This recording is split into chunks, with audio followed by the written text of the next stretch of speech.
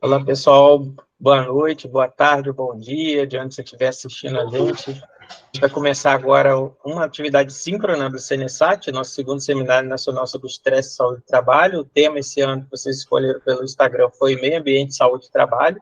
E hoje, nessa mesa da noite, que a gente está aqui coordenando, eu e a professora Marisa, uma das organizadoras também do evento, a gente vai ter a doutora Marta Ribeiro Vale Macedo, muito interessante que doutora Marta, que é doutora em Engenharia de Produção pela COP na UFRJ, Saúde, Ruído e Ambiente de Trabalho. Depois, em seguida, a gente vai falar sobre saúde, ambiente e agricultura, um tema também muito importante para esse evento, para esse seminário, com o médico veterinário André Campos Burigo, doutor em saúde pública pela ENSP Fiocruz. Então, agradeço a vocês a participação no nosso evento, a todos aí que estão representando aqui a coordenação de saúde do trabalhador via projeto, e vocês estão enriquecendo muitas nossas discussões aqui no seminário. Então, Marta, quando você estiver pronta aí, e agradeço aí a Marisa e todos que estão aí. Eu agradeço também a Marisa, a você, Jorge, pelo convite. Para participar do evento de tão grande importância para a saúde do trabalhador, então vou compartilhar a tela aqui para dar início. Tá? E agradeço a presença de todos os ouvintes, os internautas que estão nos assistindo agora.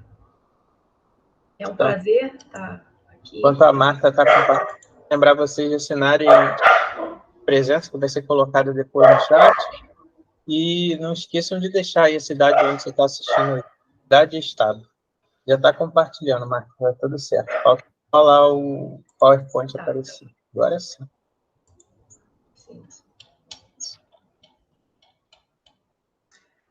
Bom, então, falar sobre saúde e ruído em ambientes de trabalho. Achei bastante interessante, assim, fiquei pensando sobre o seminário, né, a importância do seminário, um seminário sobre estresse e saúde e ambiente de trabalho, e eu falando sobre ruído em ambiente de trabalho. Então, assim, realmente vem muito a calhar, porque o ruído, geralmente, ele é considerado... A relação do ruído com a saúde do trabalhador, geralmente, é feita só pensando na perda auditiva. E o ruído ele tem muitos outros efeitos que vão além da perda auditiva.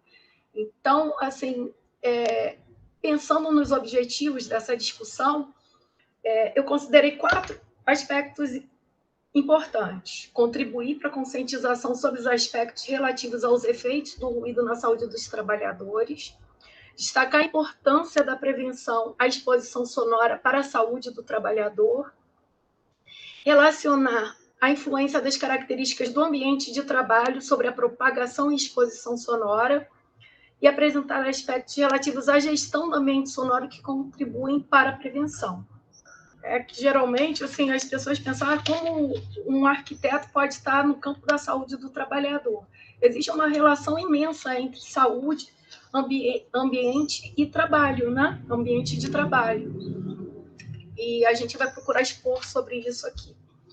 Então, segundo a Organização Mundial da Saúde, na Europa, o ruído representa o segundo principal fator ambiental que provoca danos à saúde, ficando atrás apenas da poluição atmosférica.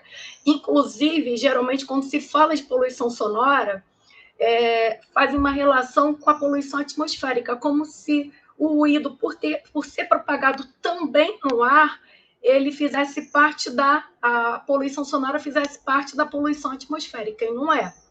A poluição, o som ele se propaga no ar, mas ele se propaga também no solo, na alvenaria das edificações, nas paredes, no teto, na estrutura das edificações, na água.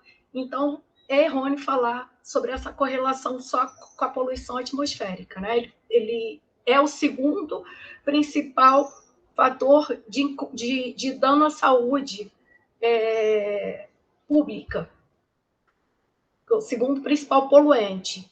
Há muitos anos, ele vem sendo identificado como importante fator de risco à saúde dos trabalhadores, mas, inicialmente, só se consideravam os fatores auditivos, a perda auditiva como um dano à saúde dos trabalhadores. Depois, começaram a fazer correlações com outras questões de adoecimento e foram sendo estudados outros fatores.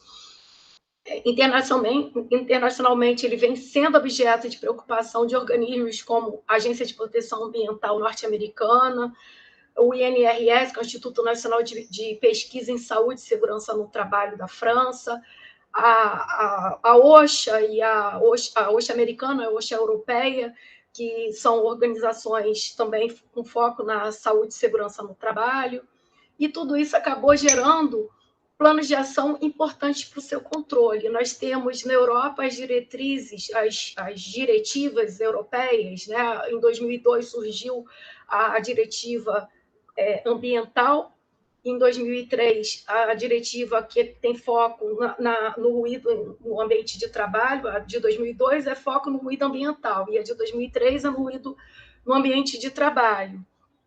E elas surgiram a partir de um livro que é chamado Livro Verde, que definia a futura política de prevenção dos efeitos do ruído, a política de gestão do ruído em geral, não só urbano, o ruído no trabalho também. No Brasil, a gente também tem uma política de gestão do ruído que é focada em legislação específica, que vai ser abordado mais adiante. Mas o que é o ruído? O ruído é nada mais, nada menos do que todo som indesejável, ou seja, uma energia acústica audível que afeta ou pode afetar fisiológica ou psicologicamente o bem-estar das pessoas. Há consenso sobre isso, não tem outra definição mais aceitável. E a exposição ao ruído, ela pode ter consequências sobre a audição, que é a mais conhecida, que é aquela que ocorre quando o trabalhador, geralmente o trabalhador, ele é exposto a níveis sonoros, o indivíduo em geral, né? Mas como aqui o foco é o trabalhador, então, falando do trabalhador, é exposto a níveis sonoros muito elevados, geral acima de 80 decibéis, já deve-se tomar medidas de proteção da saúde auditiva, sobre o organismo em geral e sobre o trabalho. Já estudos na França que demonstram que 1 a cada 2 trabalhadores sentem alto incômodo sonoro em ambientes de trabalho do setor terciário. A indústria já não é mais a preocupação. No setor terciário também, e agora com teletrabalho também está tendo uma preocupação muito grande com relação ao ruído nos ambientes domésticos. Então, assim, a questão não é só tratar o ruído no ambiente de trabalho, mas é uma questão mais ampla, né? Então, é importante considerar o ruído no ambiente interno e no ambiente externo. O ruído ele está em todos os lugares. E quais seriam esses efeitos do ruído? Conforme eu falei, a gente tem a perda auditiva, que seria um efeito direto, que pode ser temporária ou permanente. A temporária é aquela que acontece quando a gente é exposto a um nível sonoro, por exemplo, uma caixa de som, ou a gente vai numa festa ou num show e quando sai de lá está surdo, mas como é por um período curto de tempo, a gente volta a escutar normalmente com o tempo, vai passando aquele efeito. A permanente, ela acontece quando o indivíduo, seria a surdez, né? O indivíduo ele está exposto durante períodos prolongados a níveis sonoros elevados, que vai provocar a destruição das células ciliadas, que seriam os elementos sensoriais da audição. E o trauma acústico acontece muito com o pessoal de telemarketing, e também com quem trabalha com explosivos, que é aquela perda auditiva repentina causada pela exposição a níveis sonoros muito elevados. Então, acontece aquela explosão, aquele efeito sonoro muito elevado, e ocorre a perda o trauma acústico, que seria essa perda repentina. Mas a gente tem outros efeitos, a gente tem os efeitos indiretos do ruído, que seria dor de cabeça, tontura, fadiga, o zumbido quando já está começando a perda auditiva, seria um sinal de perda auditiva, dificuldade na concentração, tensão muscular, elevação da pressão arterial, aceleração dos batimentos cardíacos, náuseas, tudo isso acaba levando ao estresse, e com isso existem vários estudos que afirmam que trabalhar em ambiente com muito ruído, mesmo que os níveis sonoros não sejam elevados demais, mas que sejam níveis incômodos, pode aumentar o risco de ataque cardíaco. Quer dizer, ele afeta também o coração. Inclusive, há estudo, uma revisão sistemática recente da Organização Mundial de Saúde, que fala sobre isso. Ainda, né, ele provoca impaciência, fadiga, estresse, nervosismo, e isolamento quando o indivíduo já está surdo, ele provoca isolamento também.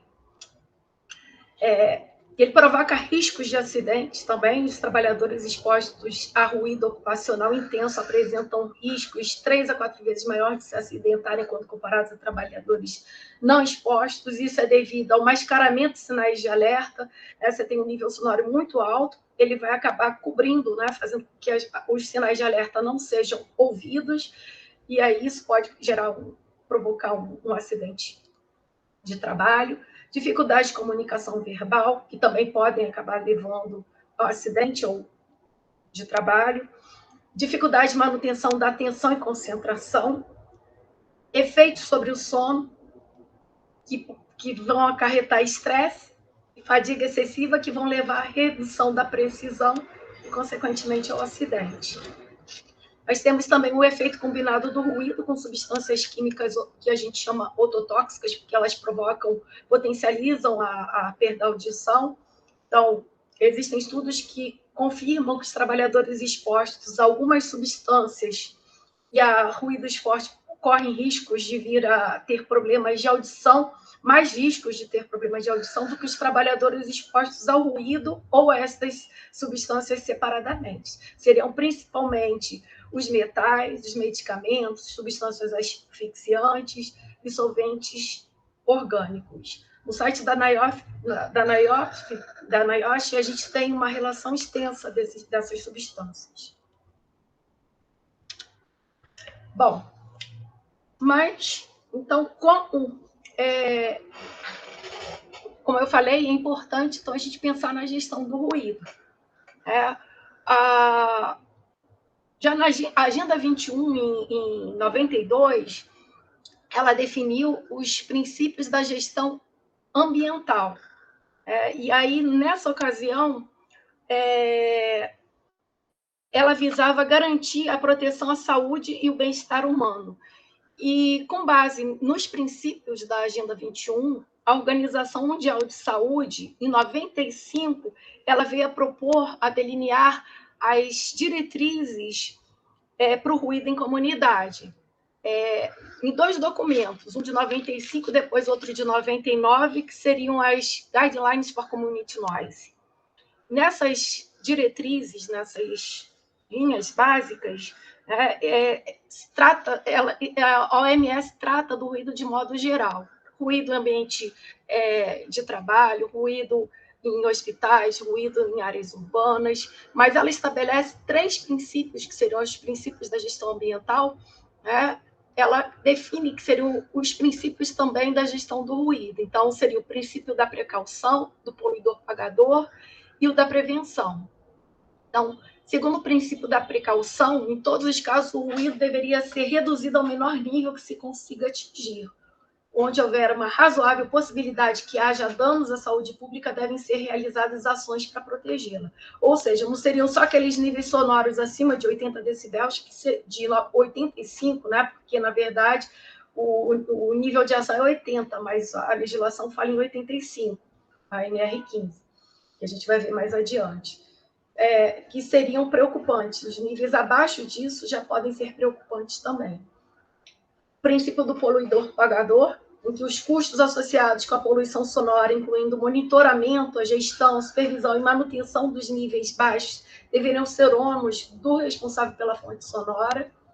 E o princípio da prevenção, em que, quando possível, as ações deveriam ser voltadas para a redução do ruído na fonte. O planejamento de ações deveria ser orientado por avaliação do impacto sobre a saúde, que considere o ruído tanto quanto outros fatores de risco. Então, assim, no nosso caso, né, principalmente no ambiente de trabalho, o princípio da prevenção é dos mais importantes. E aí, então, a gente para gestão do ambiente sonoro, o ambiente de trabalho é um ambiente sonoro, onde a gente tem fontes de ruído que devem ser controladas. Às vezes é o ruído da fala, às vezes é o ruído do equipamento, né? E existem medidas legais que visam tanto a educação quanto a educação e informação, quanto o controle de ruído. Essas medidas legais eu vou apresentar adiante, mas, assim, na educação é muito importante que o controle da poluição sonora seja o combate, né, ao ruído, a luta pelo ruído seja incluída como nas linhas, nas diretrizes educativas. E o controle do ruído ele pode ser feito na emissão, nos caminhos da propagação sonora e na emissão. Então, falando um pouquinho dessa questão da legislação, a gente tem a Resolução CONAMA número 1, que define que são considerados prejudiciais à saúde e ao sossego público os níveis superiores aos definidos como aceitáveis pelas normas, por duas normas técnicas, a 10.151 e a 10.152. Seriam a base de toda a nossa política de gestão do ruído ambiental. A 10.152, ela define os níveis de pressão sonora em ambientes internos das edificações.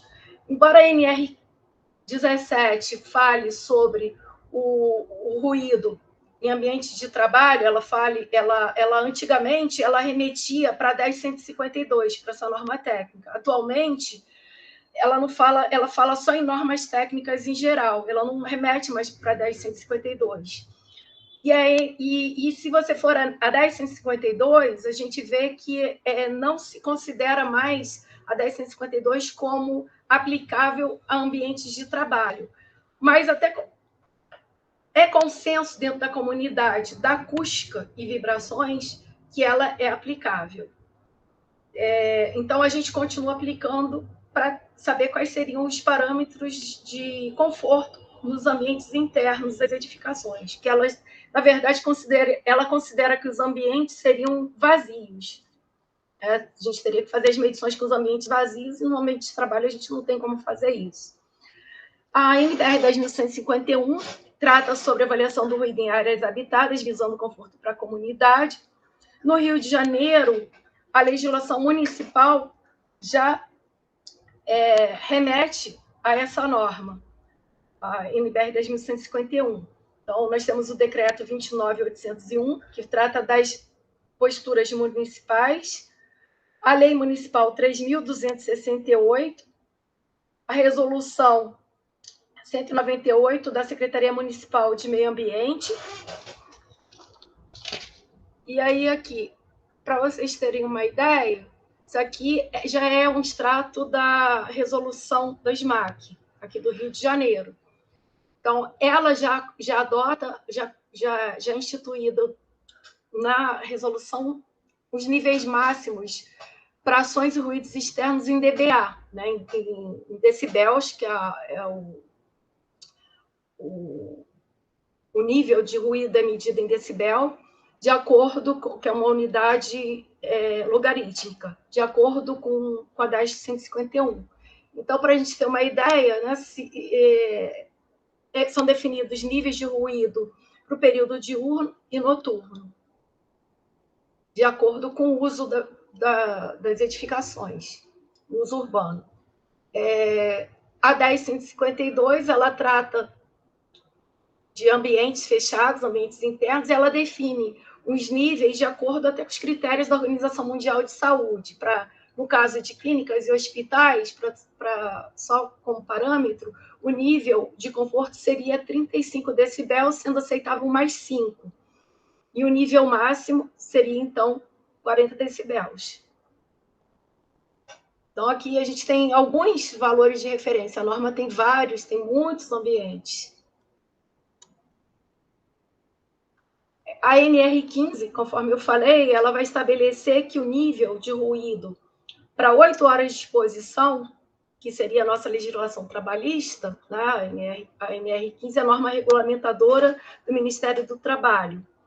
Ela estabelece 85 decibéis, e ela considera um fator de dobra igual a 5, como 5 decibéis provocasse a cada 5 decibéis, a percepção seria de o dobro do nível sonoro. Então, se a exposição ao ruído for de 85 decibéis, o trabalhador pode ficar até 8 horas exposto ao ruído. Se for 90, 4 horas. Se for 95, 2 horas. Isso é coisa demais, né? Isso é para um ambiente industrial. E acabam se tomando por base, muitas vezes, em ambientes que não são industriais, esse parâmetro. Inclusive, quando a gente procura equipamentos, no caso da Fiocruz, para laboratórios, a gente vê que a especificação técnica fala simplesmente o equipamento emite menos de 85 decibéis, desconsiderando os outros efeitos do ruído para o ambiente interno. Então, como parte do programa de gestão do ruído ambiental, a resolução CONAMA, o CONAMA, né, definiu o programa Silêncio, e, através da resolução número 2, define que, considerando,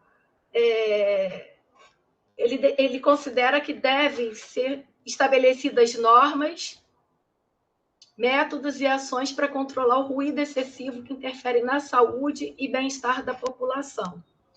E, a partir disso, então, ela vai definida a resolução de 1994, a resolução número 20, que institui o selo ruído. Ela define o selo ruído como de uso obrigatório em eletrodomésticos. Quer dizer, a gente tem selo ruído só para eletrodomésticos, não tem para demais equipamentos. Nem para equipamentos industriais, equipamentos de laboratórios, equipamentos hospitalares, nada disso. A gente tem para liquidificadores, secadores de cabelos e aspiradores de pó, simplesmente. O selo ruído tem essa aparência aqui, aparece com aquele selo deficiência energética, para facilitar, né? Então, quanto mais silencioso, verdinho, quanto menos silencioso, vermelho. Maior aqui é dado em decibel, então quanto maior o número de decibéis, mais ruidoso é o equipamento. E aí, então, continuando sobre a gestão do ruído ambiental, né, do ambiente sonoro, é primordial a gente falar sobre o controle de ruído. O controle de ruído pode ser feito na emissão, na propagação e na recepção. A forma mais adequada é de ser executado na emissão. A emissão é onde tem a fonte, o equipamento, por exemplo. A propagação seriam os caminhos, né, por onde o ruído se propaga. E na recepção já seria o indivíduo. Então, seria o método mais inadequado, seria tratar na recepção, controlar o ruído na recepção. Bom, a exposição ao ruído em ambiente de trabalho, ela pode ser aferida com dosímetro, que seria esse equipamento aqui, que vai medir durante a jornada de trabalho o nível sonoro a que o trabalhador está exposto, pelo nível de pressão sonora, que seria o sonômetro, que seria esse equipamento aqui. Na Europa, já há consenso sobre a importância de serem aplicados questionários, principalmente em ambientes de escritórios panorâmicos, para averiguar o incômodo sonoro entre os trabalhadores, é aceitável também, e através da cartografia sonora, que possibilitaria, seria mais ou menos isso que está aqui, exatamente, que permite que a gente verifique. Essas áreas verdinhas seriam as de nível sonoro mais baixo. as amarelinhas seriam intermediário, e quanto mais vermelho, mais perto da fonte sonora, seriam os níveis mais altos. Então, através da cartografia sonora, a gente consegue identificar nos ambientes de trabalho aqueles trabalhadores que estão mais expostos, quais seriam os equipamentos mais ruidosos. E no plano urbano também existe a cartografia sonora, que se pode identificar a propagação do ruído na própria fachada.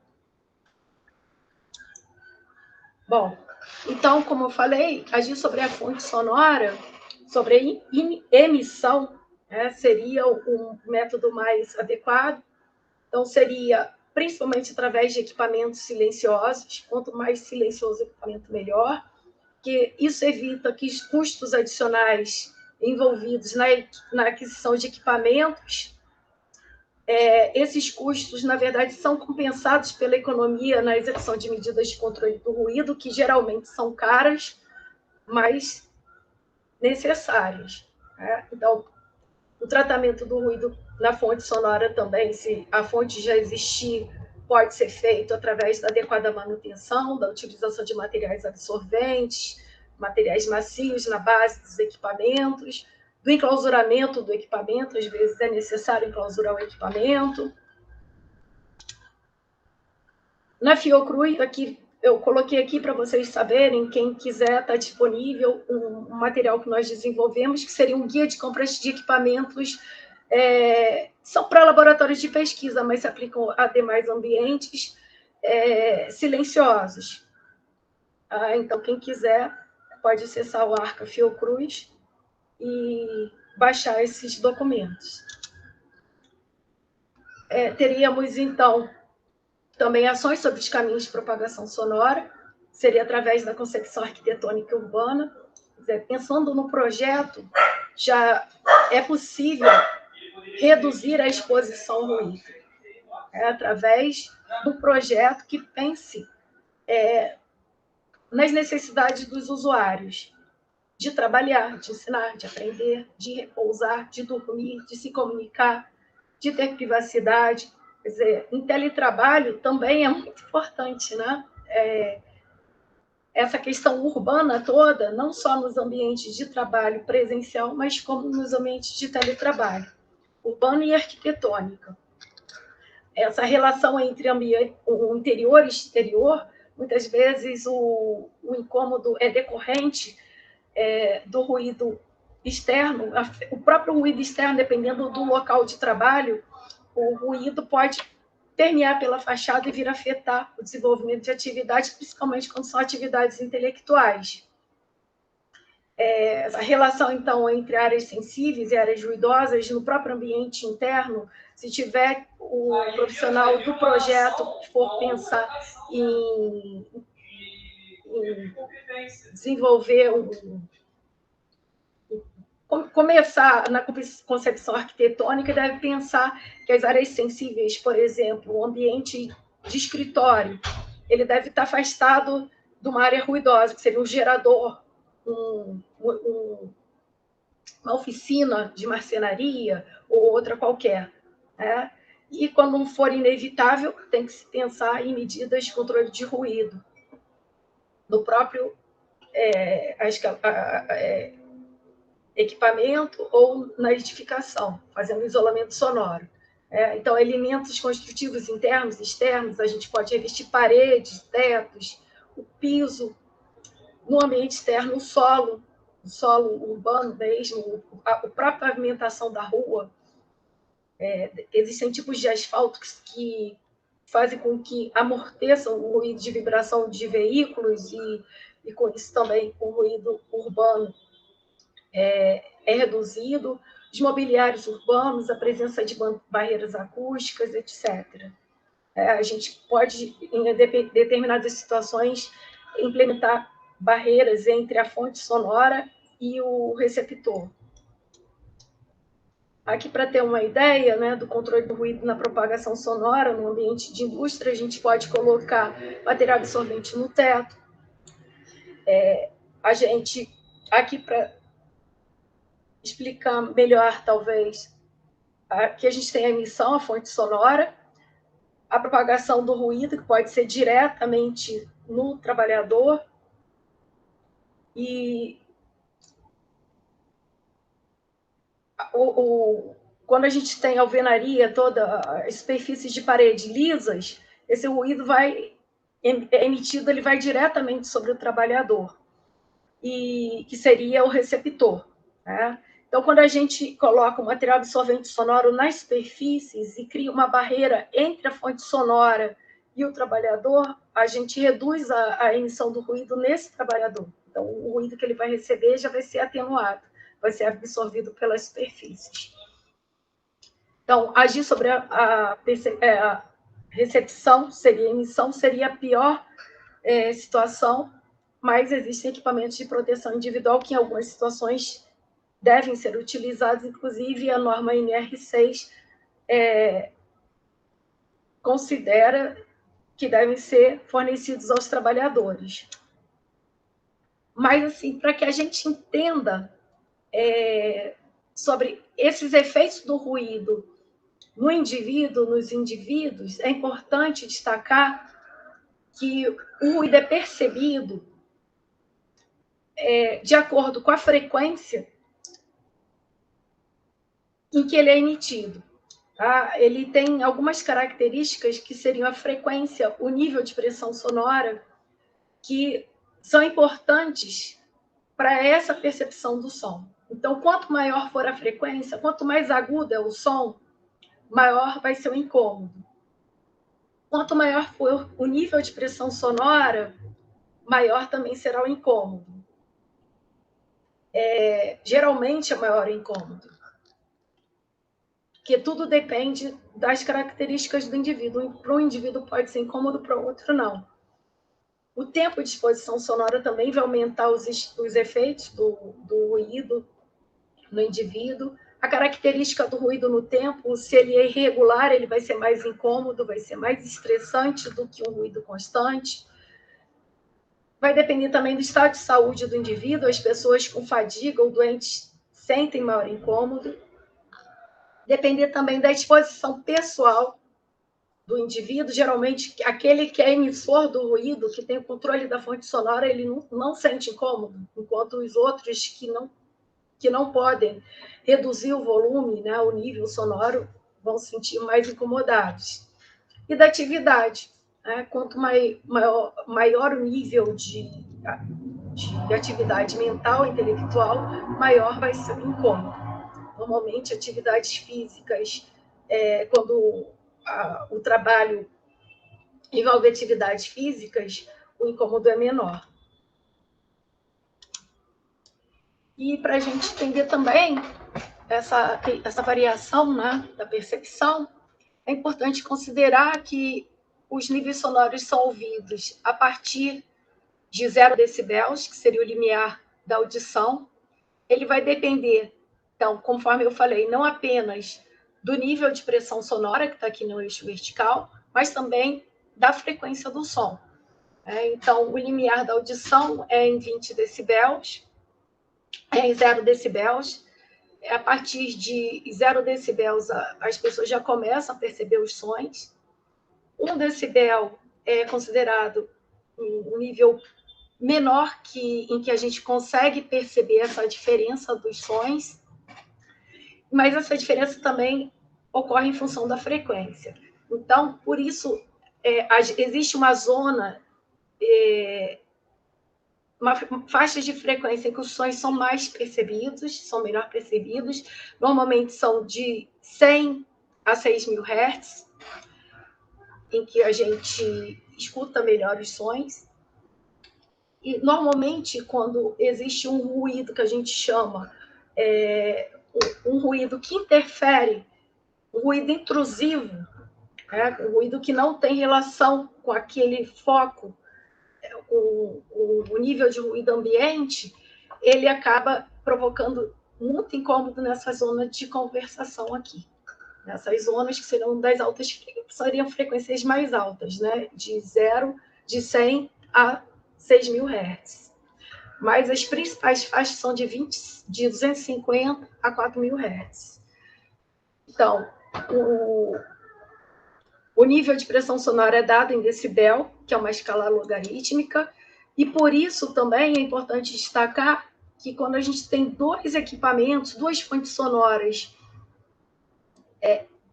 que emitam o mesmo nível de pressão sonora, a gente não tem uma soma de decibel que corresponde. Por exemplo, aqui, 80 decibels mais 80 decibels não seriam 160 decibels, seriam 83 decibels.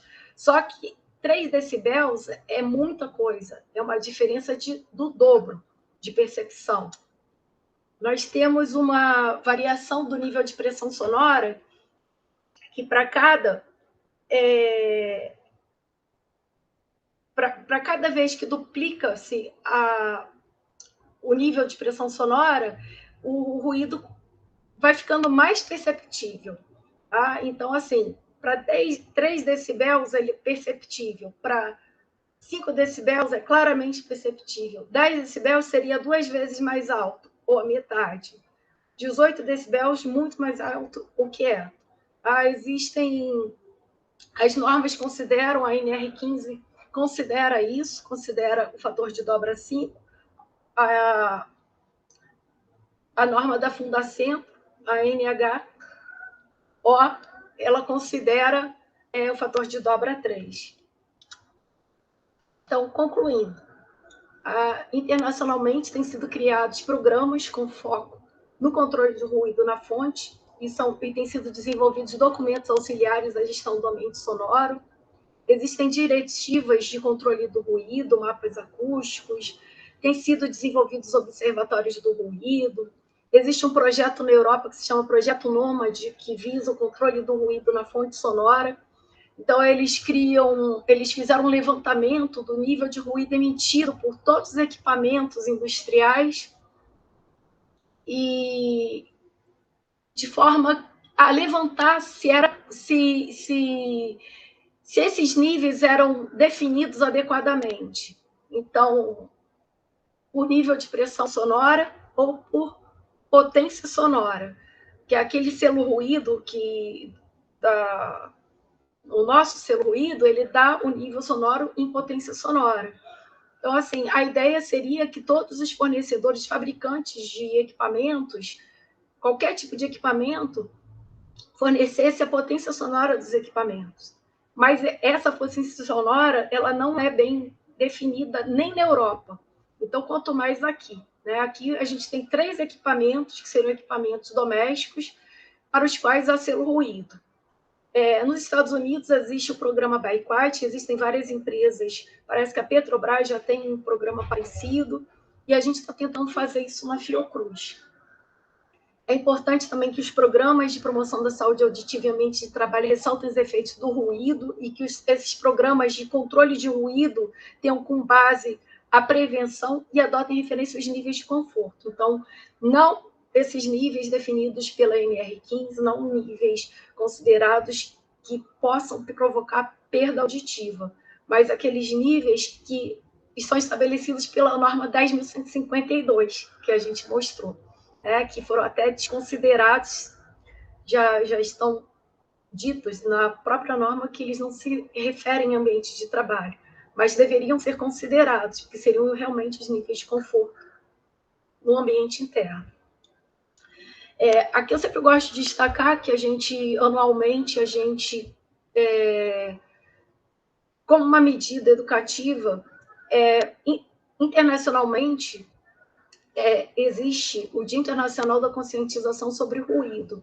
Esse ano foi no dia 26 de abril e teve como foco o ruído na comunicação. Em 2024, nós somos responsáveis e conseguimos, junto à Sociedade Brasileira de Acústica, que o tema seja ruído em ambientes de trabalho.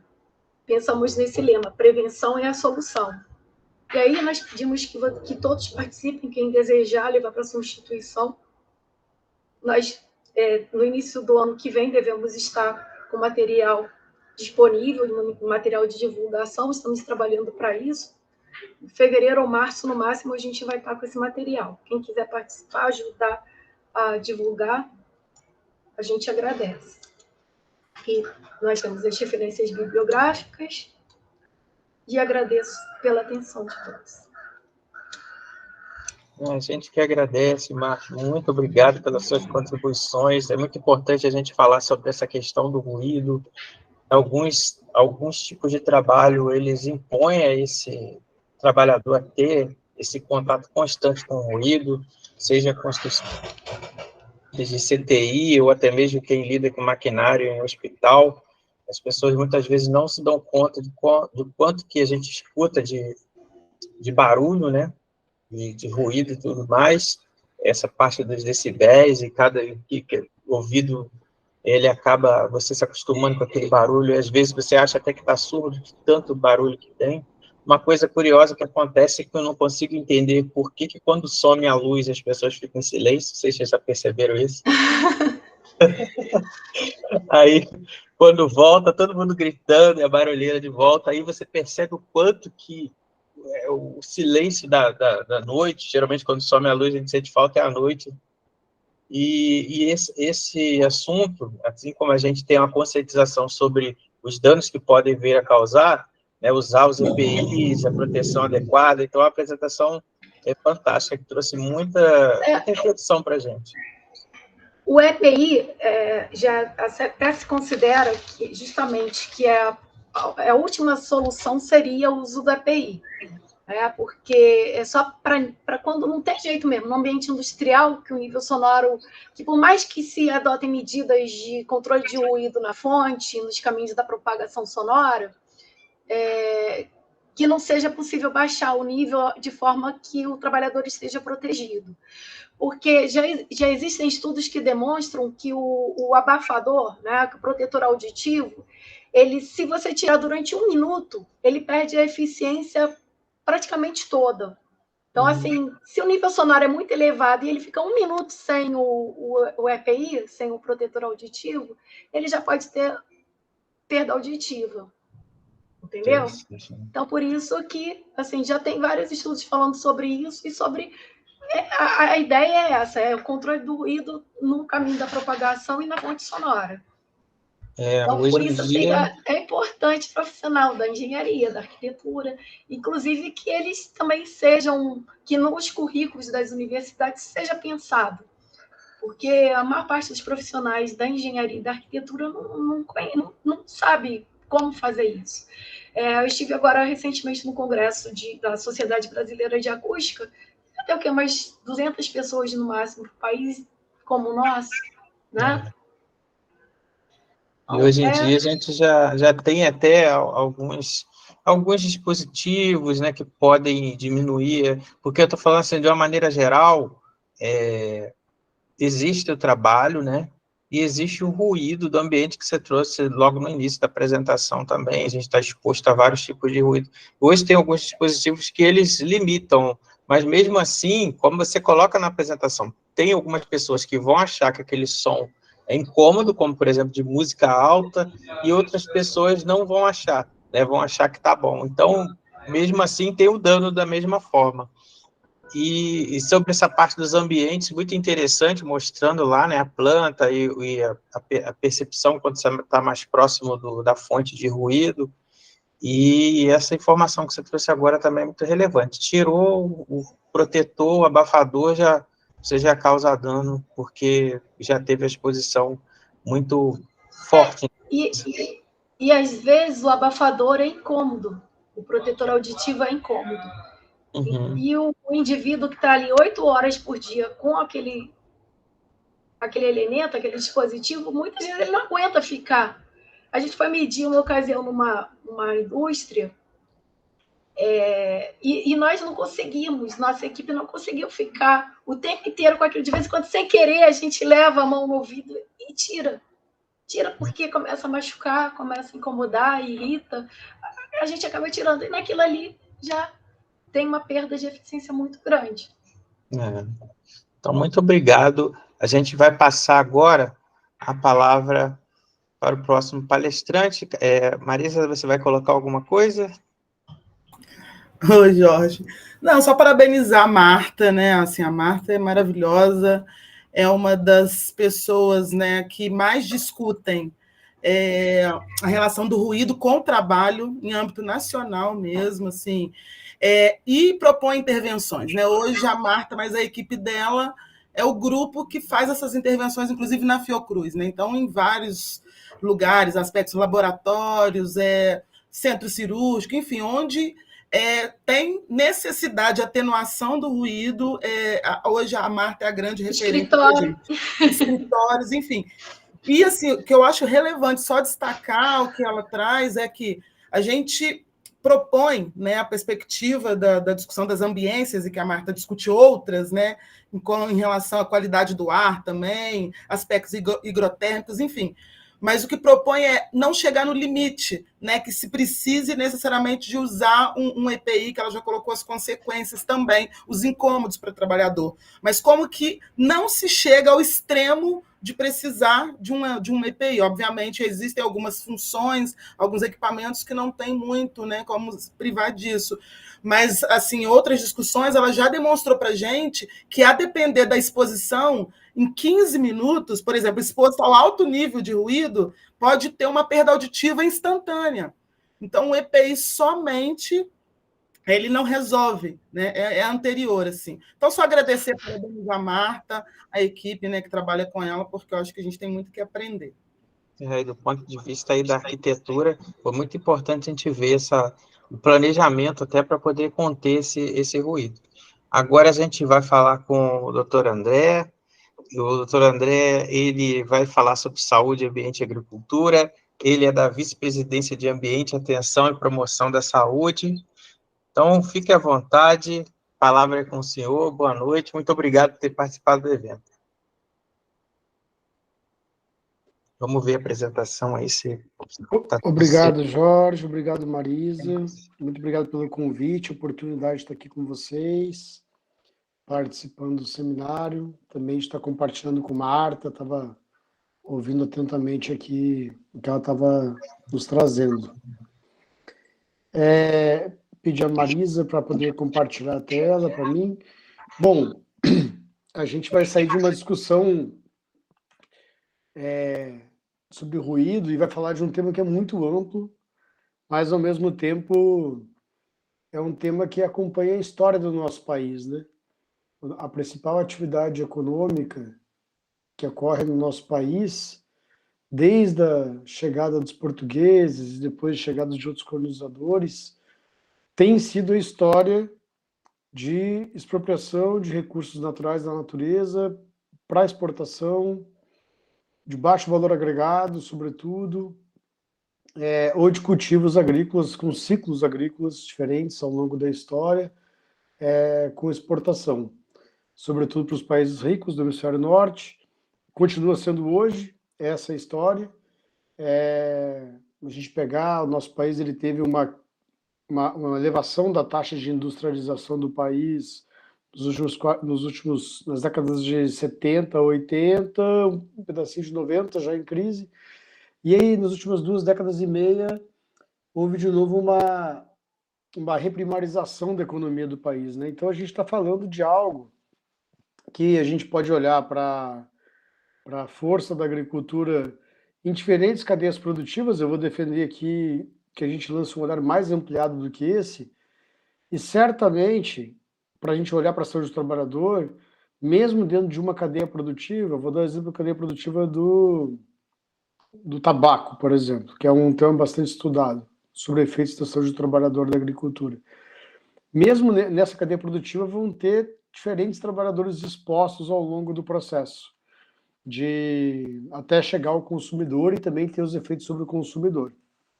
Mas a ideia aqui é lançar um olhar mais amplo, compartilhar uma reflexão sobre a importância da agricultura para a saúde como um todo da população brasileira, enquanto que alguns autores chamam de força motriz, né?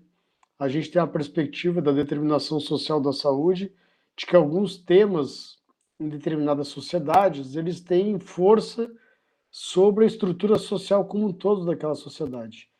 Assim é o debate dos sistemas alimentares, os sistemas agroalimentares do Brasil. Um país onde a economia gira em torno, majoritariamente, das questões agrícolas ou da agropecuária, voltada para exportação, com forte concentração de decisões de um grupo muito restrito de pessoas naquilo que vai impactar a sociedade como um todo, né? Então, eu peço para a Marisa, por favor, passar a próxima para a gente tentar compartilhar essa reflexão.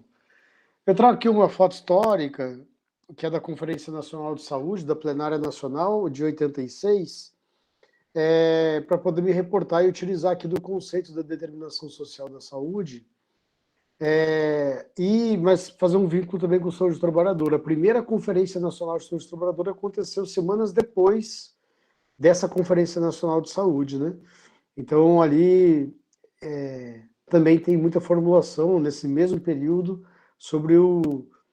da década de 80, sobre o que é pensar a saúde do trabalhador no Brasil. Ali são criados institutos importantes como o SEST, na Fiocruz. Então, vamos olhar um pouquinho para esse conceito agora. Pode passar o próximo. Aqui eu comparo dois conceitos. Um deles é o que está no relatório da 8ª Conferência, de 86, com o conceito que fica na Lei Orgânica do Sistema Único de Saúde, de 1990. Então, a gente tem a conferência tira deliberações, parte dessas deliberações são acolhidas na Constituinte, nos artigos 96 e 200 da Constituição, e depois esses artigos passam a ser regulamentados por legislações federais. A principal delas é o que a gente chama de Lei Orgânica do SUS, a 80, que depois ela é complementada ainda em 1990 pela 8142. Mas, enfim, o que eu quero chamar a atenção aqui é a comparação aqui entre esses dois conceitos, né? Então, diz lá na 8ª Conferência que a saúde ela deve ser compreendida no sentido mais abrangente, resultante das condições de alimentação, habitação, educação, renda, meio ambiente, trabalho, transporte, emprego, lazer, liberdade, acesso e posse de terra e acesso a serviços de saúde. Então, antes de tudo, a saúde ela é resultado das formas de organização da produção na sociedade, as quais podem gerar grandes desigualdades em níveis de vida. Na lei orgânica, também vem algo muito parecido, dizendo que a saúde ela tem como fatores determinantes e condicionantes a alimentação, moradia, saneamento básico, meio ambiente. E o que eu quero chamar a atenção aqui, que é excluído do texto da lei orgânica, justamente a questão que pega o acesso e posse de terra, né? Então, trago isso e debato isso até no meu estudo da tese de doutorado, na dissertação, e com outros autores, para a gente entender um pouco a importância da questão agrária no Brasil e o quão tenso é, né? O nosso país é um dos países mais desiguais do mundo, é o país que tem a maior concentração de terras do planeta, ou seja, a gente tem aqui pessoas com muita terra, quando a gente tem milhões e milhões de pessoas passando fome e sem nada de terra, sem direito à moradia. E o acesso de terra no Brasil está relacionado ao modelo de desenvolvimento que concentra riquezas no grupo muito pequeno de pessoas, na elite do país, e ela concentra as maiores cargas negativas desse modelo de desenvolvimento justamente sobre as populações mais pobres. Então, a concentração de terras está relacionada à concentração de riqueza e à concentração de poder. Por isso que a maior bancada que a gente tem hoje no Congresso Nacional do nosso país é justamente aquela que hoje se denomina Frente Parlamentar Agropecuária, mas que é conhecida como bancada ruralista, que defende justamente seus interesses e não permite que sejam feitas mudanças estruturais sobre essa estrutura fundiária do país.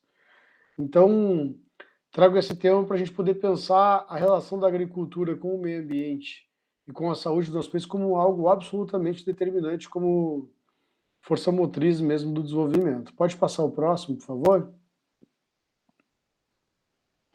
Aqui são dados que eu não atualizei ainda, peço desculpas, mas está valendo usar esse dado para poder chamar a atenção do que eu quero aqui problematizar, né? O Brasil é um país urbano.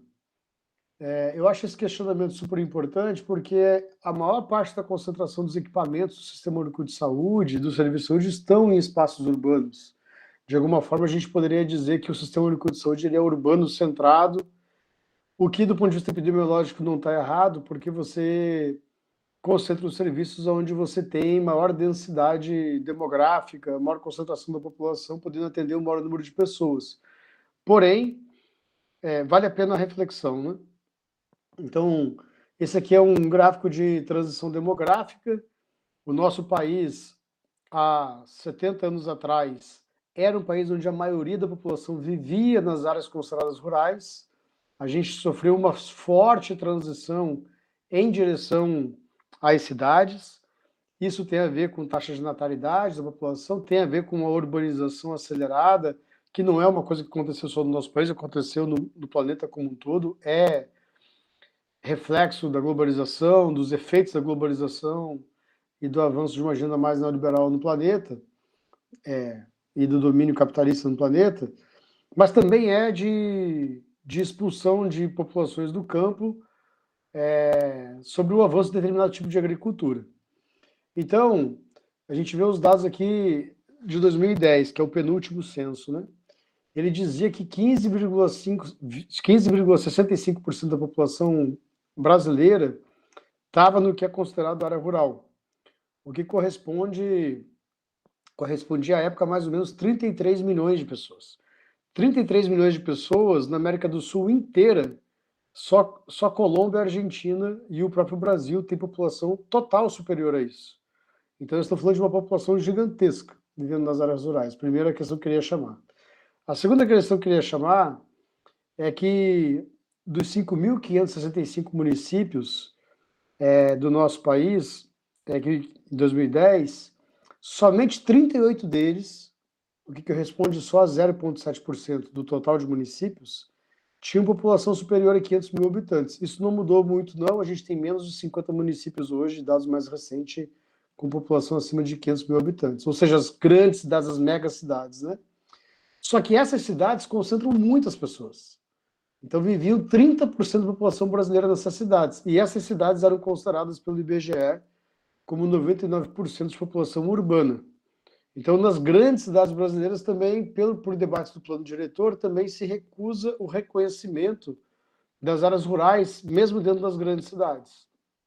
Mais à frente, eu acho que eu vou poder falar um pouquinho mais disso. Ou seja, então a gente tem a grande maioria dos municípios, mas a grande e muito, são municípios de população pequena, como a gente está olhando nessa última linha aqui, que fala que 29% dos municípios brasileiros a população é considerada rural, é maior que a população urbana, chegando a 40% dos municípios com menos de 20 mil habitantes. Quando a gente pega esses dados e vai estratificando eles, a gente vai vendo que a grande maioria dos municípios brasileiros são municípios de menos de 50 mil habitantes, que não estão nas grandes regiões metropolitanas e que são municípios de características rurais. Municípios onde mesmo as áreas urbanas têm uma forte relação com as questões do mundo da agropecuária, seja porque são muitas lojas agropecuárias, seja porque se cultiva muito, tem muitas práticas agrícolas dentro das cidades. Então, por isso, chama a atenção um pouco da importância da agricultura no nosso país, que muitas vezes o debate das grandes cidades ele tem força muito poderosa sobre o direcionamento de políticas públicas que se concentram muito direcionadas a centros urbanos, né? Pode passar, por favor. Trazer uma reflexão rápida aqui sobre agrotóxicos, para tentar me aproximar um pouco sobre impactos de uma questão específica, mas que depois a gente amplia um pouco. Essa aqui, e como a gente está falando de ambiente e agricultura, eu quis trazer aqui um livro que é referência que influencia muito o movimento ambientalista mais recente no mundo, nos últimos 50 anos, que é esse livro chamado Primavera Silenciosa, escrito por uma bióloga norte-americana. Ela estudava a biodiversidade nos Estados Unidos, e ela começou a perceber que das primaveras, os cantos dos pássaros vinham diminuindo a força dos cantos dos pássaros, por isso a autoria desse livro. E ela começa a investigar e problematizar por quê. E ela conclui nesse livro que o avanço da industrialização na agricultura era responsável por isso. Aqui quero chamar a atenção, gente, que a agricultura ela existe na humanidade há pelo menos 8.000 anos. E a industrialização da agricultura, a Revolução Verde, ela impactou a agricultura nos últimos 70, 80 anos. No nosso país, desde a década de 60. Então, estou falando de 60 anos, nem 70 anos de Revolução Verde. Então, numa história de 8.000 anos, a Revolução Industrial impactou, enquanto a Revolução Agrícola, nos últimos 7 décadas. Porém, causou uma transformação muito radical da relação da humanidade com a natureza por meio da agropecuária. Muito radical. Mas a Raquel Carson, ela fazia um questionamento de 62, essa publicação, ou seja, 60 anos atrás, e ela questionava a pulverização de inseticidas de forma massiva nos ambientes, na natureza. E aí trago uma frase emblemática desse livro que ela dizia: a dúvida se a civilização pode mesmo travar uma guerra química, né, essa guerra contra a vida, sem se destruir e sem perder os direitos de se chamar de civilizada. Então ela chamava a atenção de que os inseticidas eles vão atingir os insetos considerados maus ou pragas pelos seres humanos, mas também vai atingir os insetos bons, também vai atingir os polinizadores, também vão atingir as formas de vida responsáveis pela reprodução dos conjuntos de vegetais que geram os alimentos e que geram a segurança alimentar adicional. Então a gente está vivendo num momento da humanidade que a gente tem que se questionar realmente se o conjunto de crises que a gente está vivendo são crises temáticas ou se é uma crise civilizatória que a gente está vivendo. Há uma semana atrás, a gente teve a maior onda de calor mais registrada no nosso país, e ontem choveu 15 vezes, em poucas horas, em Natal, 15 vezes o que era esperado para o mês inteiro de novembro, e em Manaus e Amapá, nuvens de poeira e grandes inundações acontecendo em Santa Catarina, no Rio Grande do Sul, né? Então, acho que a gente precisa fazer grandes questionamentos sobre nossas relações e os impactos disso sobre a saúde da população, né? Pode passar o próximo, por favor. Curioso que essa bióloga já estava fazendo isso 60 anos atrás.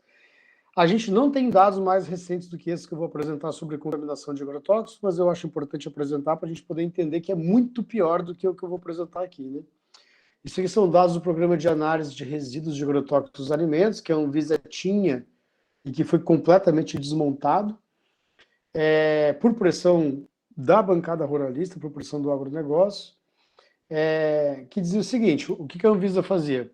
Ia em supermercados, os diferentes unidades da federação do país, pegava na gôndola tomate, pimentão, arroz, feijão, laranja, pegavam um conjunto de culturas agrícolas, levava para o laboratório e fazia uma análise de presença de resíduos de agrotóxicos naqueles alimentos.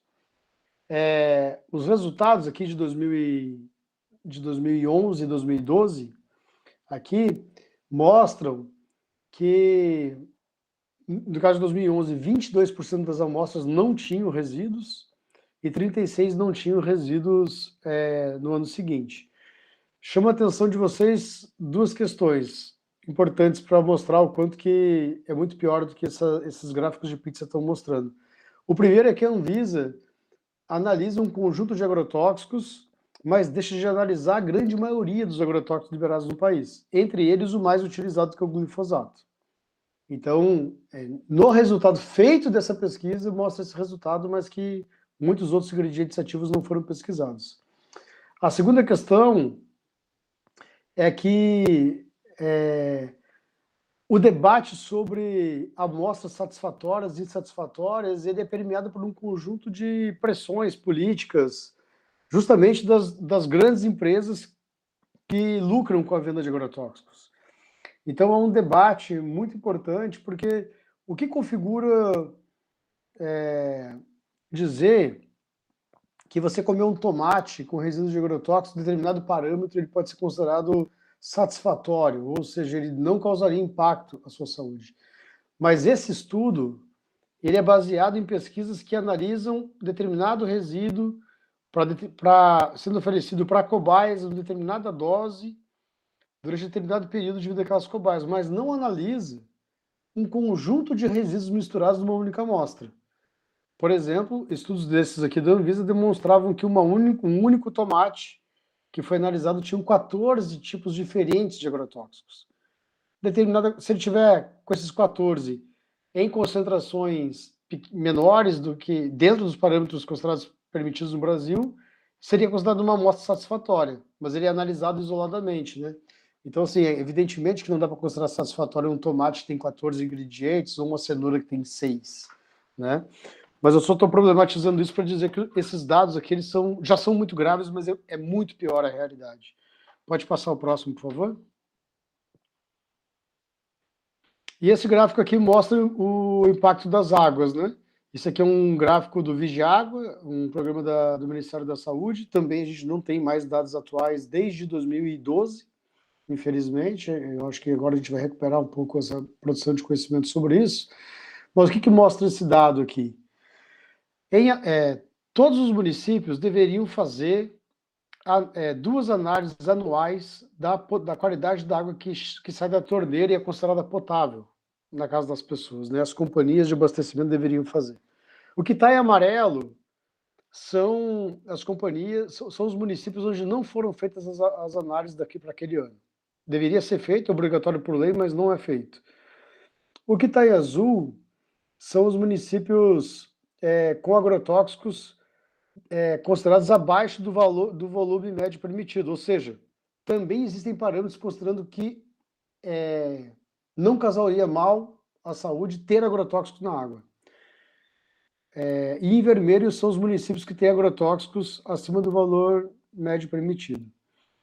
O que eu quero chamar a atenção aqui também é que é uma realidade grave, né? Os municípios não estão monitorando, aqueles que estão monitorando mostram que tem agrotóxicos, tem agrotóxico em todos que pesquisaram, só que a maior parte deles dentro de valores considerados permitidos e várias manchas vermelhas mostrando que estão acima.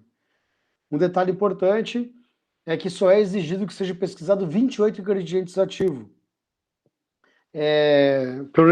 pelas concessionárias. E no Brasil a gente tem mais de 1.500 ingredientes ativos permitidos. Também não é exigido que as concessionárias pesquisem justamente o que é mais utilizado, que é o glifosato. Então, retomando um pouco o debate da Raquel Carson, né? Que civilização é essa onde os alimentos estão contaminados, a água está contaminada, então a água da torneira que sai das escolas está contaminada, então o alimento que as crianças comem mesmo in natura está contaminado. Então, o que significa um pouco isso, né? Pode passar o próximo, por favor? E evidentemente que essa contaminação, para chegar nesses lugares todos, está atingindo os trabalhadores da agricultura das diferentes cadeias, né? Esse aqui é um gráfico interessante que mostra um pouco a evolução da área plantada de 6 culturas agrícolas no Brasil. O que está em um amarelo escuro aqui é a soja, e já vou falar disso, mas só para explicar o gráfico como um todo, ele pega 3 culturas agrícolas que são muito importantes para o agronegócio, que é a soja, o milho e a cana-de-açúcar. Nenhum dos 3 tem como principal destinação a alimentação da população. E compara com outras 3 culturas, que é mandioca, arroz e feijão, que é a base da alimentação dos brasileiros. O gráfico pega 24 anos, de 1990 até 2014. E ele mostra que as áreas plantadas de arroz, feijão e mandioca diminuiu no Brasil durante esses 24 anos, continua diminuindo. E cresceu muito as áreas plantadas de soja, milho e cana-de-açúcar.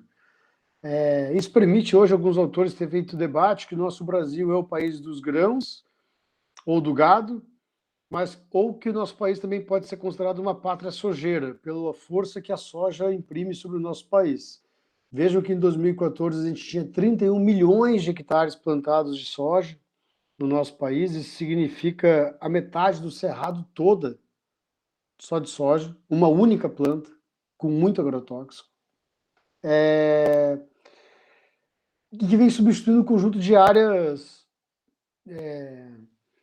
também áreas nativas, né? Posso fazer aqui um paralelo bem importante com o Jornal Nacional, a edição do Jornal Nacional de ontem à noite. O Jornal Nacional de ontem à noite, ele falou do agronegócio 3 vezes. Ele falou primeiro sobre a devastação do cerrado, que justamente está sendo devastada uma área nativa, justamente pela substituição por soja de uma forma absolutamente ilegal, com vários impactos importantes para os ecossistemas e para a saúde como um todo. Depois o Jornal Nacional falou sobre que foi aprovado no Senado e agora foi para a sanção do presidente Lula, a aprovação da nova legislação de agrotóxicos, que inclusive deixa de chamar de agrotóxico e passa a chamar de fitossanitário e que facilita muito a liberação de mais agrotóxicos no nosso país. Então, o agronegócio está desmatando o cerrado e faz pressão para liberar mais agrotóxicos para poder contaminar mais os ambientes, né? E o terceiro elemento era sobre a fala de um ministro que estava indo à Arábia Saudita defendendo ampliar os investimentos da Arábia Saudita em portos e aeroportos do Brasil para poder aumentar a força produtiva do agronegócio. Então, é isso, é espiral de poder, né? Você imagina a força que tem a Associação Brasileira de Produtores de Soja no nosso país. É muita força dentro de uma organização da sociedade civil, porque nós estamos falando de uma concentração de terra, de poder de riqueza muito extraordinária, algo muito poderoso e que está crescendo cada vez mais, né? Pode passar próximo, por favor. Isso aqui é uma área indígena, Chavante, no Mato Grosso. É uma aldeia titulada, reconhecida. Vejam na imagem que tem um avião. Essa aldeia, essa terra indígena foi ocupada ilegalmente por fazendeiros. Vocês podem ver a área plantada de soja logo atrás da aldeia. E aqui um avião pulverizando agrotóxicos que provavelmente estava pulverizando a lavoura e passou por cima da aldeia sem fechar o bico de pulverização, pulverizando os indígenas que moram nesse território. Provavelmente porque também existe a possibilidade de simplesmente ser um ataque químico para a expulsão desse povo, que é uma coisa que algumas organizações têm denunciado, que fazendeiros têm utilizado de ataque com agrotóxicos para expulsar povos e comunidades tradicionais de suas terras e poder ficar com suas terras. Evidentemente que é um crime contra a humanidade, mas eu acho que é importante que a gente fale um pouco sobre isso também, né? Pode passar o próximo, por favor. Isso aqui, se eu poder chamar a atenção do impacto do cerrado, o Matopiba é um projeto muito importante que a Embrapa desenvolveu, foi aprovado e é um projeto que está destruindo por completo o bioma que é central no nosso país, porque ele se conecta com todos os outros biomas, com exceção dos pampas, né? Então, veja essa imagem, que é a imagem dos biomas, mostrando a imagem do cerrado. Pode passar a próxima, por favor. Vejam que ele coincide com a área do Matopiba, que são as iniciais de Maranhão, Tocantins, Piauí e Bahia, que são justamente uma área que foi determinada como uma área de expansão agrícola para a produção de soja, milho, algodão, cana e depois, na sequência, vir com gado, né? Então, nessa área gigantesca, é um bioma mais ameaçado do nosso país hoje pela velocidade de destruição, vivem milhares de povos e comunidades tradicionais que estão sendo expulsos das suas terras e que têm outras práticas de agricultura que não agridem o meio ambiente sendo substituídas por essa, né? Pode passar próximo, por favor. E para finalizar, tentar mostrar um pouco dos impactos do meio ambiente para a agricultura. Essa aqui é uma pesquisa, ela foi publicada já, perdão trazer aqui essa imagem mais que foi divulgada na imprensa, mas eu acho que é muito interessante de poder pensar as relações ambientais com os agrotóxicos, né? O que os pesquisadores levantaram como hipótese?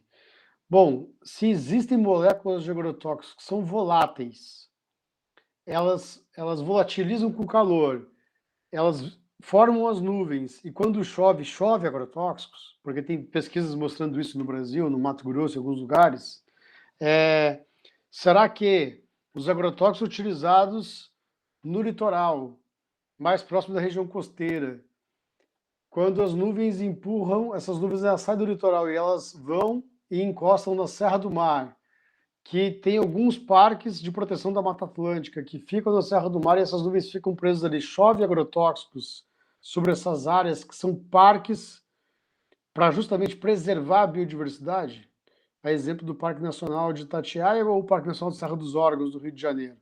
Então as nuvens elas são formadas no litoral, elas vêm para essas regiões e chovem ali dentro, né?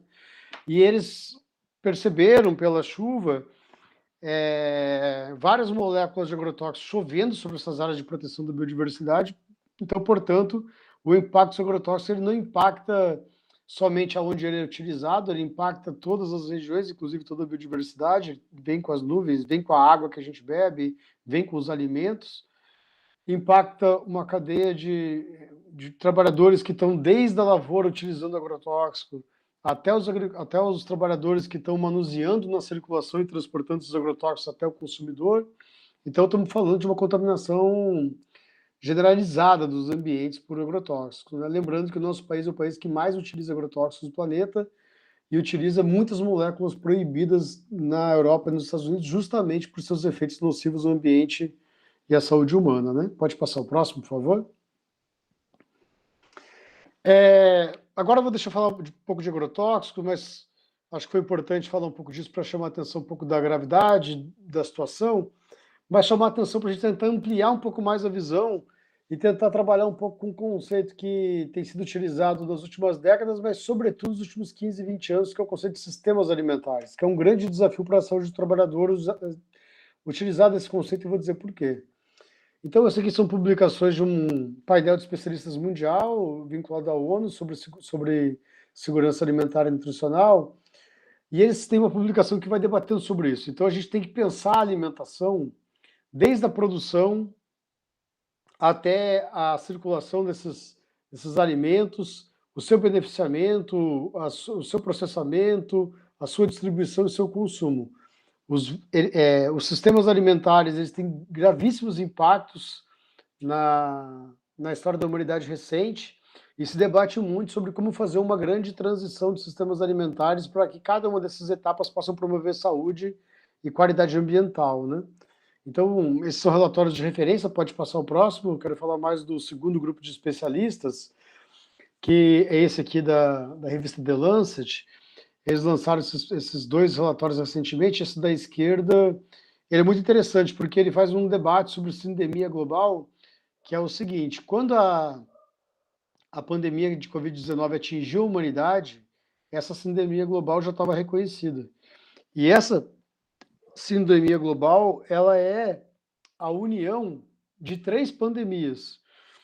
Três pandemias no sentido de, portanto, que são epidemias que estão atingindo vários continentes, países de vários continentes ao mesmo tempo, de forma crescente. Que pandemias são essas? Uma pandemia de fome. Então, é reconhecido nos últimos 4, 5 anos que a fome tem avançado em todos os continentes. Ao mesmo tempo, um outro contingente muito significativo da população está em condições de sobrepeso ou em obesidade, e o que tem várias doenças crônicas relacionadas a isso, e uma outra pandemia de mudanças climáticas. Essas três pandemias, elas são consideradas sindemias por causa que elas têm uma causa em comum, que é justamente como os sistemas alimentares têm se organizado no globo, né? Então, nós estamos falando dos efeitos da Revolução Industrial na agricultura. Então, a Revolução Industrial, eu falei no início, ela aconteceu nas últimas 7 décadas, 6 décadas, com muita força nas últimas 4, 5 décadas, os efeitos já são absolutamente catastróficos, né? A propaganda é que só a agricultura da Revolução Verde é capaz de pegar e produzir alimentos suficientes para alimentar a humanidade. Como assim? Se a gente tem de menos de 8 bilhões de habitantes do planeta hoje, mais de 1 bilhão com fome, sabe? Então, a gente vai vendo que esse sistema alimentar, na verdade, ele não está muito preocupado com o direito humano à alimentação adequada, né? Pode passar o próximo, por favor? Tem esses outros relatórios com outro painel de especialistas, e pode passar o próximo, Marisa, por favor. A gente traduziu esses dois relatórios numa publicação da Fiocruz. Vou mostrar para vocês 2 infográficos, deixo aqui a recomendação, são publicações muito boas para a gente poder pensar os desafios de utilizar essa categoria de sistemas alimentares. Pode passar, por favor. Vejam esses dados, esses infográficos aqui, gente, eles estão desatualizados porque eles são dados de 2017. É pior do que isso, mas já dá uma ideia importante para a gente, né? Em 2017, tinha 800 milhões de pessoas em situação de alimentar grave extrema, que é a fome. Outros 2 bilhões tinham deficiência nutricional de alimentos, e mais outros 1,9 bilhões estavam com obesidade ou sobrepeso. Então a gente tinha ali em torno de 7 bilhões de pessoas, sendo que desses 7 bilhões a gente tinha 5, alguma coisa, a grande maioria da população em situação de insegurança alimentar. Todas essas formas de insegurança alimentar têm impactos de doenças crônicas não transmissíveis, e como câncer, AVC e diabetes, que vão levar, que fragilizam o sistema imunológico e permitem o avanço de doenças infecciosas e que, por sua vez, sobrecarregam os sistemas de saúde, como o Sistema Único de Saúde. Então, um modelo de desenvolvimento que concentra a riqueza em poucas pessoas, concentra os efeitos negativos na população mais pobre e também sobrecarrega os sistemas de saúde para dar conta disso, né?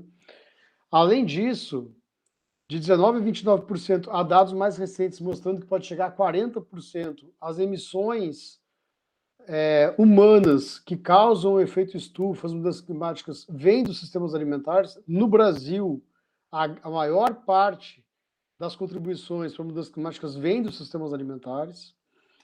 E 70% de toda a água retirada dos aquíferos, água doce, ela é utilizada para a agricultura e volta para esses ambientes de forma contaminada. Essa é a realidade do Brasil, são os dados que estão sendo pesquisados hoje do Cerrado, da Amazônia, da Mata Atlântica, né? E além disso, olha o paradoxo, 50% das populações que passam fome no mundo são agricultores, ou seja, a forma como a Revolução Verde foi organizando o processo, ela vai tornando cada vez mais pobres os pequenos agricultores, né? Então, é um cenário absolutamente catastrófico que a gente tem a nível mundial e também a nível nacional. Pode passar o próximo, por favor? E o grande desafio nosso de pensar em sistemas alimentares diz respeito a poder pensar os vários impactos da saúde, seja para os trabalhadores, para os consumidores, ao longo do conjunto das cadeias produtivas e tentando pensar o entrecruzamento entre elas. Então, aqui a gente tem um infográfico que mostra uma cadeia produtiva de proteína de origem animal, no caso aqui bovinocultura de corte. Então, tem todos os impactos de agrotóxicos, fertilizantes sobre o ambiente, sobre a saúde do trabalhador no campo. Esses animais chegam nos frigoríficos ou para áreas de produção intensiva para fazer a terminação, a parte final da engorda, onde existe um conjunto de contaminação ambiental, um conjunto de acidentes de trabalho. Depois vai para o frigorífico, unidade de processamento, onde há um conjunto de acidentes de trabalho, um conjunto de impactos à saúde do trabalhador e também um conjunto de efluentes sendo emitidos.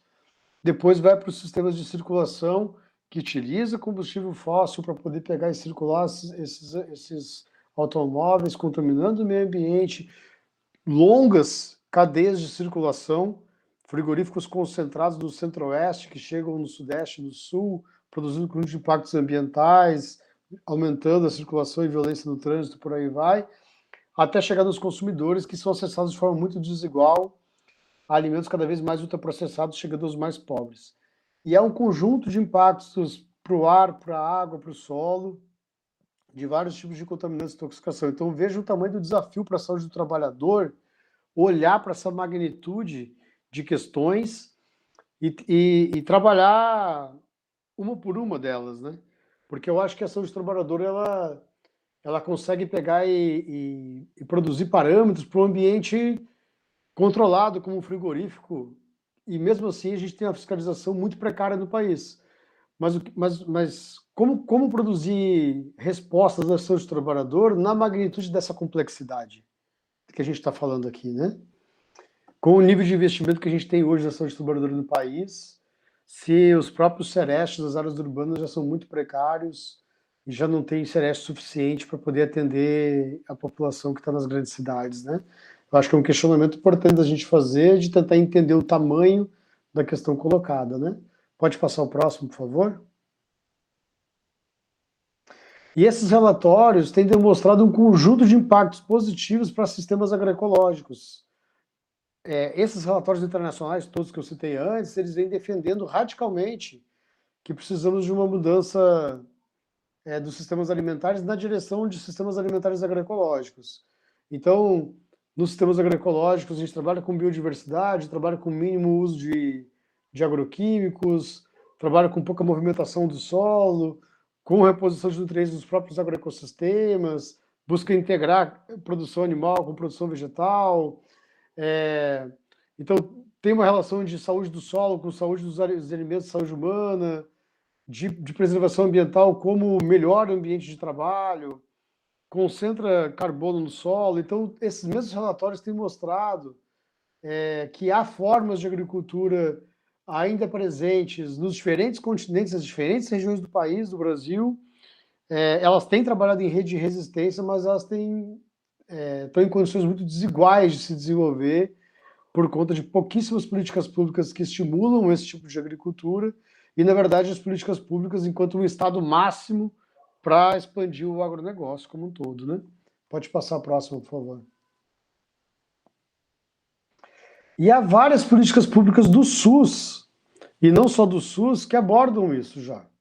Então, todas as políticas que estão em azul aqui são políticas do Sistema Único de Saúde,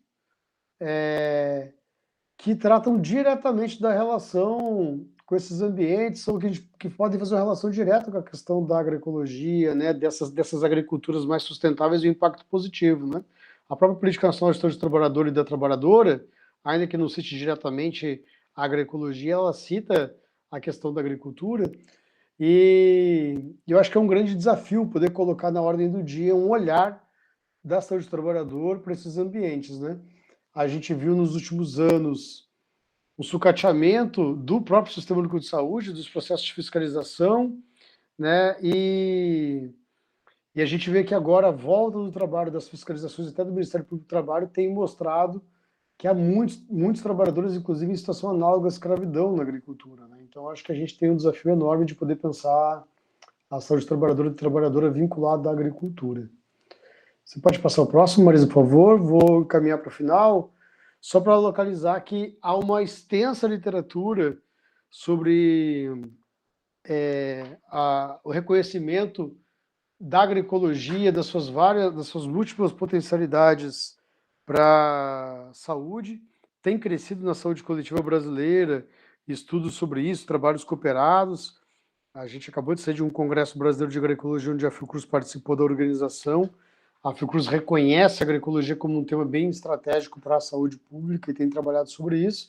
Eu trago aqui 2 revistas baseadas nas experiências, porque um debate muito importante na agroecologia é que a gente precisa valorizar as experiências desde os territórios, que eu acho que um grande desafio nosso é como pensar uma vigilância em saúde do trabalhador ou uma saúde do trabalhador que seja território centrada, que parta de experiências muito diversas e que esteja ao lado dessas experiências para que a gente possa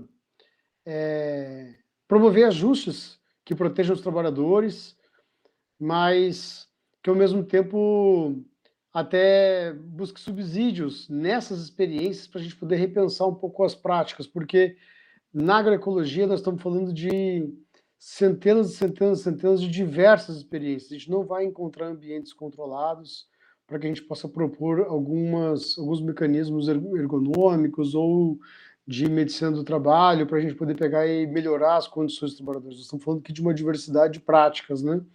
Então, é algo bem desafiador, tanto que, se a gente fizer uma busca nas bases de teses e dissertações do Brasil, a gente vai encontrar uma única dissertação que vincula agroecologia e saúde do trabalhador. Então, acho que aqui tem desafios importantes, né? Então, eu vou ficar por aqui por conta do horário, eu vi que deu 8 horas já, mas deixando essa provocação, né? Aqui para nós como um todo, né?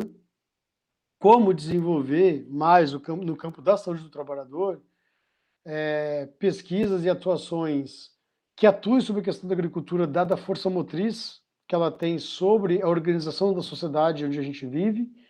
É um tema muito importante, há muitas violências, muitos adoecimentos, muitos sofrimentos, muitas mortes vinculadas a diferentes práticas da agricultura, mas também como desenvolver conhecimento e atuação da saúde do trabalhador que contribuam para o avanço de agriculturas sustentáveis e promotoras da saúde. Então, eu fico por aqui agradecendo a oportunidade de estar com vocês. A gente que agradece, professor André Burigo. É muito importante essa discussão ampla, né, sobre o meio ambiente. As pessoas não se dão conta e é impactante assim quando a gente assiste os dados científicos falando sobre contaminação, né, das águas, dos rios, do ar, e o agronegócio avançando, e o próprio trabalhador que lida com o alimento, né, ele não conseguir, ele passar fome, né, a gente tem um país que a gente ainda tem pessoas que passam necessidades, né, a insegurança alimentar, e, assim, eu só gostaria de agradecer mesmo as valiosas contribuições, já que abri minha câmera, mas eu acho que a bateria já foi embora da câmera, eu não estou aparecendo, mas Marisa quer acrescentar alguma coisa? Oi, Jorge. Então, mais uma vez, eu acho que agradecer o André, assim, o André é uma sumidade nessa discussão, né, sobretudo na agenda ambiental, em especial da agroecologia. Então, tê-lo aqui conosco, assim, é uma grande honra para a gente sabe como que é a agenda dele também nesse sentido, e há muito tempo o André vem alertando, né, sobre o risco, a ameaça à vida, a sobrevivência, né, de todos os seres vivos, né, não só os seres humanos, relacionados ao uso irracional do meio ambiente. Né? Então, assim, eu acho que e é simbólico, é muito simbólico depois, né, de uma aprovação aí da PL, que flexibiliza o uso dos agrotóxicos, né? Ou seja, mais uma vez, uma ameaça à nossa saúde e à nossa vida. Acho que é muito simbólico tê-lo conosco, assim. E queria muito agradecer, André, pela sua aceitar estar conosco, pela sua participação. Quando eu falo que a gente tem referências aqui, isso é uma verdade, né? Assim, é só a gente buscar o André, a Marta. Então, acho que é um evento que tem muito a contribuir e espero que as pessoas depois possam compartilhar e continuar assistindo, porque eu acho que é disso que a gente precisa, né? É desse modelo de saúde, de educação e de saúde do trabalhador que a gente precisa. Obrigada. Aqui a gente, muito obrigado, professora Marisa, Marta e o André, a gente só teve aqui elogios no grupo, depois a gente vai postar o vídeo lá no nosso canal, Espaço Aberto Saúde UF, acompanhe também as outras atividades que estão acontecendo, que estão relacionadas ao meio ambiente, saúde e trabalho. O que a gente pode tirar das palestras de hoje é que a gente, de certa forma, o ser humano, ele não se entende como parte da natureza, ele acha que é algo que está à parte, por isso que tem essa ideia de usar a natureza, né, tentar se aproveitar de alguma forma, só que está se autodestruindo, né, porque, de certa forma, você está destruindo o meio onde você vive. Então, a gente percebe que, desde a primeira palestra de abertura, a gente vê a intensidade como o homem vem modificando os ecossistemas, esquecendo que ele faz parte desse ecossistema. Então, eu, novamente, agradeço aqui a todos, a Bruna, que ficou aí com a gente até agora, a monitora, Marisa, Marta e o André. Parabéns para vocês aí pelo trabalho que desenvolvem em prol da saúde do trabalhador. Boa noite, então, gente. Muito obrigado e fiquem em paz. Boa noite.